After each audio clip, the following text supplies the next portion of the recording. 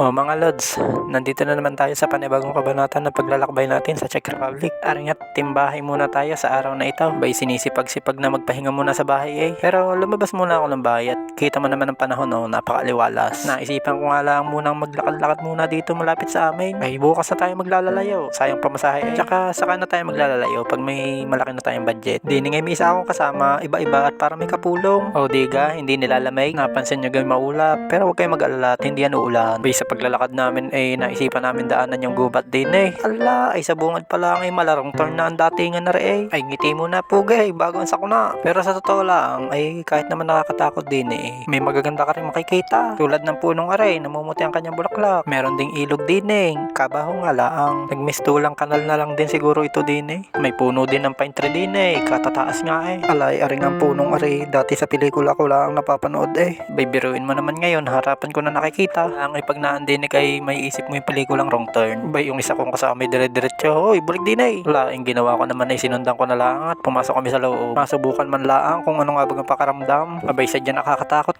Ala, di ngayon nilapitan ko na yung aking kasama at niyaya ko na pabalik. Bay, paglabas naman namin sa gubat nakakita na naman ako ng puno ng cherry blossom. Di agad ko nang nilapitan. Bay, tuwang-tuwa din yung aking ate Bay, inuusap pa nga ako baka daw makakabahagi at maitanim sa Pinas. Shoutout sa'yo ate, susubukan natin yan. Di ngayon naglibot-libot muna kami. Ine-enjoy muna namin ang paligid at kagandalaan talaga ng panahon ngayon. Meron pang nagpapalipad ng eroplano. Ay pwede kang mahiram at makauwi muna. De, joke lang. Hindi na ngayon naglalakad na kami pa uwi. Abay, hindi namin namamalayan ng oras tanghali na pala. Abay, kumakalam ng tiyan ko dyan di patikar na pa uwi. Nga pala, salamat nga pala dun sa mga sumusubaybay sa ating video. Sa mga sumusuporta at susuporta pa dyan. Sana hindi kayo magsawa. Paano, nandini na kami sa bahay. Hanggang sa susunod na lang uli na kabanata. Paalam!